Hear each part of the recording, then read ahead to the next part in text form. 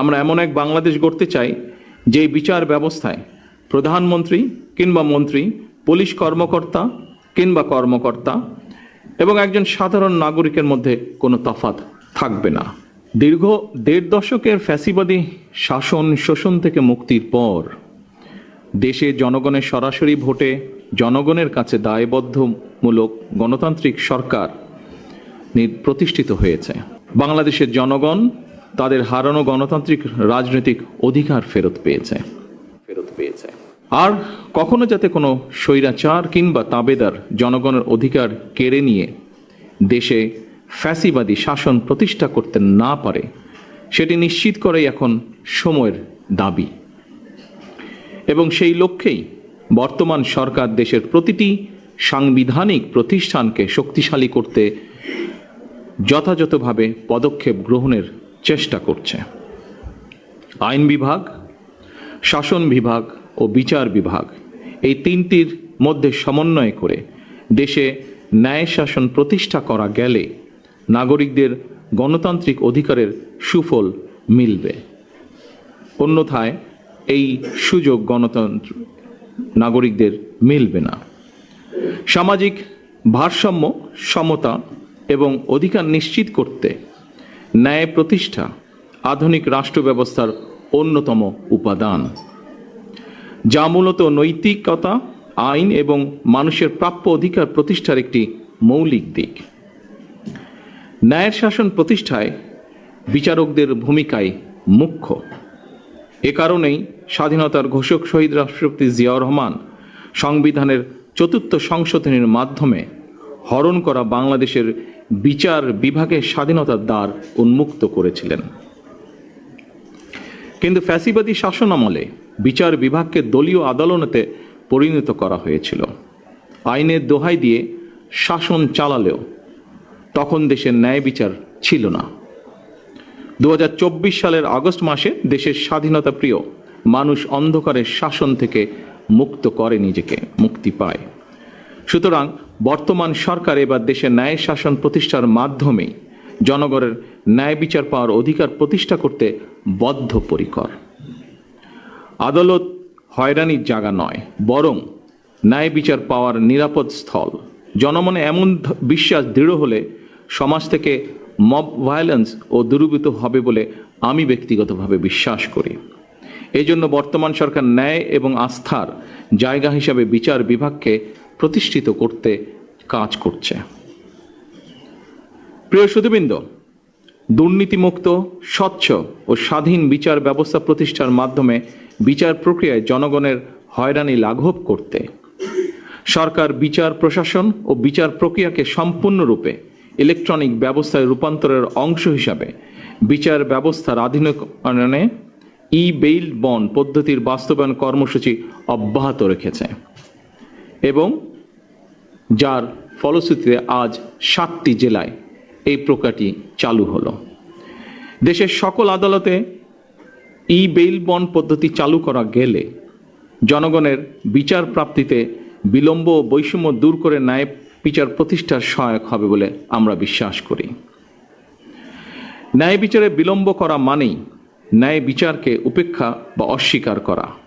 আমি আশা করি বিচার বিভাগ, কারা কর্তৃপক্ষ এবং সংশ্লিষ্ট সকল প্রতিষ্ঠান আন্তরিক উদ্যোগ নিয়ে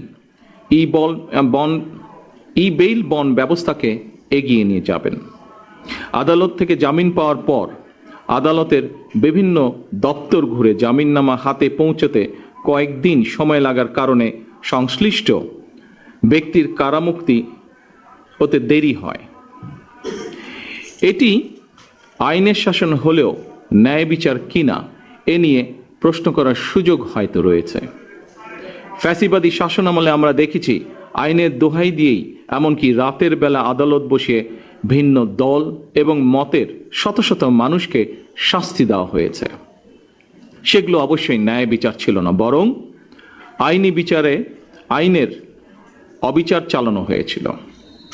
আইনের শাসন এবং ন্যায় বিচার বিষয় দুটি একটি আরেকটির পরিপূরক। আমার কাছে মনে হয় রাষ্ট্রে আইনের শাসনই শেষ কথা নয়, বরং ন্যায় বিচার প্রতিষ্ঠাই হচ্ছে গুরুত্বপূর্ণ। এ কারণেই বর্তমান সরকার রাষ্ট্র এবং সমাজে আইনানুগ ন্যায় বিচার প্রতিষ্ঠা করতে চায়।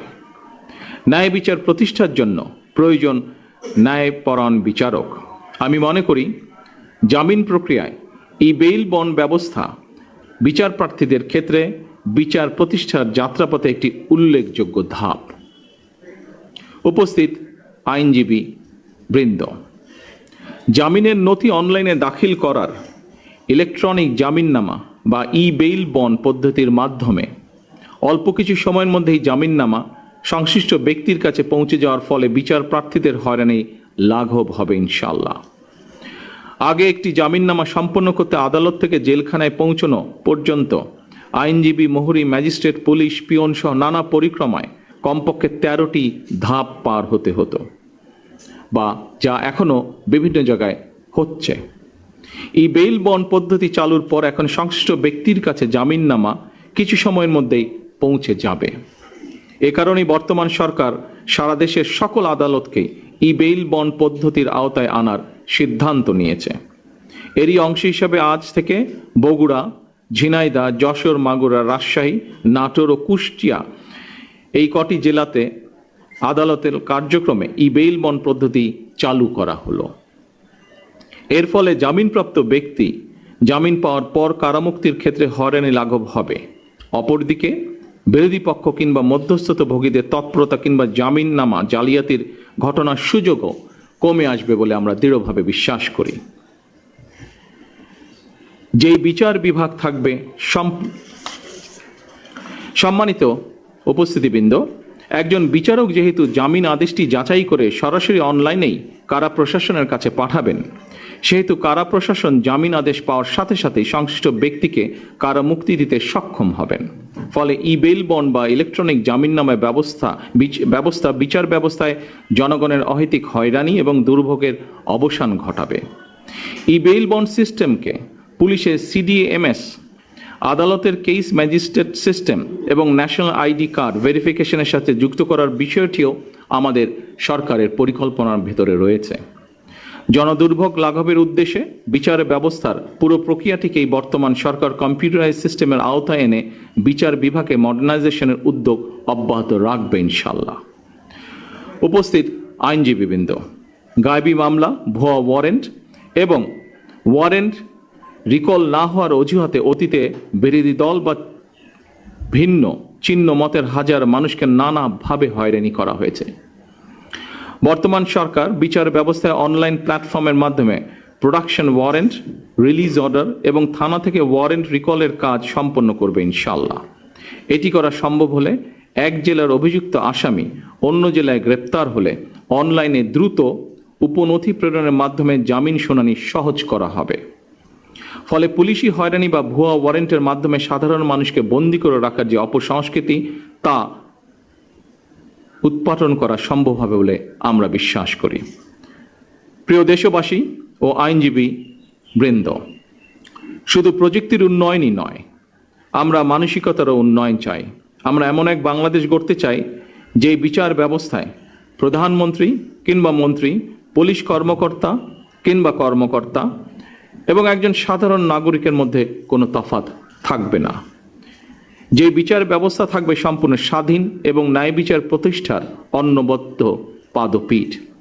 আমরা বিশ্বাস করি access to justice for all.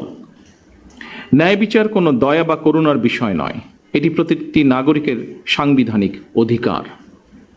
আজকের এই ডিজিটাল উদ্যোগ সেই অধিকার প্রতিষ্ঠার পথে একটি বিশাল মাইল ফলক।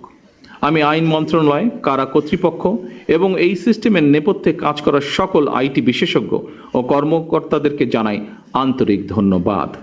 একই সাথে আমাদের মাননীয় আইনমন্ত্রীকেও আমি ধন্যবাদ জানাই, কারণ আমি জানি এই বিষয়টির সাথে উনি ব্যক্তিগতভাবে জড়িত। উনি ব্যক্তিগত উদ্যোগ নিয়ে এই সম্পূর্ণ বিষয়টিকে ত্বরান্বিত করার জন্য অনেক দিন ধরে কাজ করছেন। আপনারা এই প্রযুক্তিকে সাদরে গ্রহণ করে বিচার প্রার্থীদের দ্রুত সেবা নিশ্চিত করতে অগ্রণী ভূমিকা পালন করবেন। আইনজীবী এবং বার অ্যাসোসিয়েশনের সকল সদস্যের প্রতি আমি এই আহ্বান রাখছি। আসুন আমরা সকলে মিলে একটি ন্যায়ভিত্তিক স্বনির্ভর সমৃদ্ধ গণতান্ত্রিক বাংলাদেশ গড়ে তোলার জন্য কাজ করি। একই সাথে এখানে আরেকটি বিষয় আমি উল্লেখ করতে চাই। মাননীয় আইনমন্ত্রী সহ এখানে বিভিন্ন প্রশাসনিক কর্মকর্তাবৃন্দ উপস্থিত আছেন, বিশেষ করে যারা জেল, আমি নিজেও 18 মাস জেলে ছিলাম। আমার একটি অভিজ্ঞতা আপনাদের সাথে খুব সংক্ষেপে আমি শেয়ার করতে চাই। আমি দেখেছি জেলখানায় যতজন মানুষ বন্দি, কয়েদি, যেভাবেই তাদেরকে আমরা ডাকি না কেন, তার মধ্যে আমার অভিজ্ঞতা হচ্ছে প্রায় 30% মানুষ আছে গরিব মানুষ, যারা বিভিন্ন কারণে জেলে গিয়েছে। এই মানুষগুলো ঠিক জানেও না তারা কি কারণে জেল খাটছে, এবং বহু মানুষ তারা শুধুমাত্র অর্থনৈতিক কারণে একজন ভালো লয়ার নিযুক্ত করতে পারছে না বলে, তার ফ্যামিলি সেটি এফোর্ড করতে পারছে না বলে এই মানুষগুলো প্রায় 30-35% মানুষ বিনা কারণে জেল খাটছে। আমি মাননীয় আইনমন্ত্রীকে অনুরোধ করব এই বিষয়টিকে কিভাবে আমরা অ্যাড্রেস করতে পারি, কিভাবে এই নিরপরাধ মানুষ, এই মানুষগুলোর মধ্যে যদি কেউ নিরপরাধ থেকে থাকে এবং যারা একজন প্রপার লয়ার, একজন ভালো লয়ার এফোর্ড করতে পারছে না, এই মানুষগুলোকে কিভাবে আমরা এই বন্দি দশা থেকে বের করে আনতে পারি, এই বিষয়টি আমি ওনাকে বলবো অনুগ্রহ করে দেখার জন্য।